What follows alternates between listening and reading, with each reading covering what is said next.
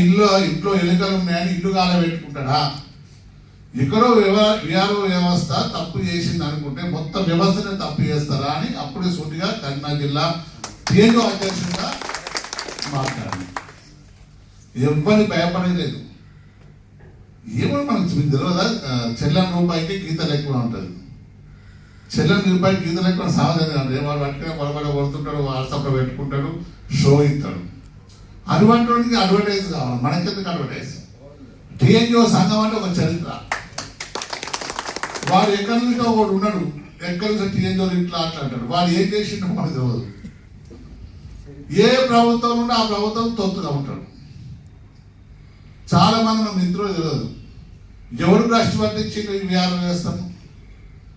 ఇవాళ రేపు మీటింగ్ పెట్టి గాడే ప్రతిపాదన భ్రష్టు ఇచ్చినప్పుడు ఆ ప్రభుత్వం నుండి ఇప్పుడు మళ్ళీ అదే భ్రష్టు పట్టించిన వాళ్ళే. ఇలా విఆర్ఓ వల్ల తప్పు జరిగితే మరి ఇక్కడ ఉన్న రెవెన్యూ వ్యవస్థలో ఉన్న తహసీల్దార్లు ఏం కావాలి, ఆర్డీఓలు ఏం చేస్తున్నారు, ఆ కలెక్టర్ ఏం చేస్తున్నారు, మనం అప్పుడే అడిగినాం.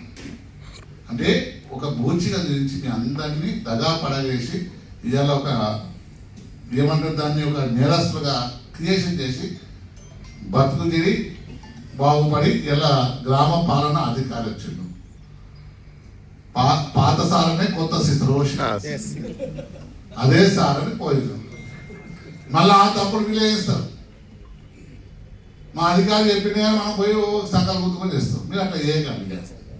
మనకు బుద్ధి వచ్చింది. మనం ప్రజల పక్షాన్ని ఉంటాం. ప్రజలకు సేవ చేసే ఏకైక వ్యక్తి విఆర్ఓనే. ఆ స్థితికి మనం తీసుకురావాలి. మనకు గంగి గోవు పాలు గంటైన చాలు అని మనం చిన్నప్పుడు చదువుకున్నాం. మనకి ఎంత సంఖ్య అని కాదు, మంచోడినే టీఎన్ఓ సంఘంలో తీసుకుంటాం, చెడ్డోళ్ళని తీసుకోదు.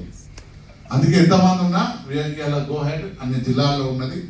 మీరు ఆల్రెడీ మీకు పర్మిషన్ ఇచ్చేది కాదు. ఆల్రెడీ ఇది వరకు టీఎన్ఓ మెంబర్లే మీ పేరు చేంజ్ అయ్యి ఇలా జీపీఓ అయింది కాబట్టి మీకు ఎటువంటి ప్రాబ్లం లేదు. టీఎన్ఓలో మెంబర్స్ ఇక అందాం. మనకు ఎన్నోసార్లు మన గోల్కొండ సతీష్ గారిని తీసుకెళ్ళినాము. ఎన్నిసార్లు ఆ మంత్రి గారు చెప్పినాం, ఏంటన్నా ఇంత ఘోరమైన పరిస్థితి, మళ్ళీ టెస్ట్ రాయమంటారు. ఈ ఐఏఎస్ అందరూ రాస్తారు అన్న టెస్ట్. నువ్వు రాస్తావా, నేను రాస్తున్నా, మళ్ళీ మా చేత ఎందుకన్నా ఇది చేస్తున్నట్టే అన్న. రాయడానికి మస్తు మంది ఉన్నారు అంటే పత్తిదాన్ని ఉన్నారు రాయడానికి మంత్రులే రాగలేదు అని మా వాళ్ళు తెచ్చిన మస్తు రాయడానికి ఉన్నారు, చదువురాని ఉంటాడు, ఎంతోమంది ఉన్నారు. ఎందుకు మనం ఇంత తక్కువ ధర చూసుకోవాలి? వాళ్ళు 30 ఏళ్ళు సర్వ్ చేస్తాడు. ఇవాళ రాయడానికి నువ్వు ఇన్ని రోజులు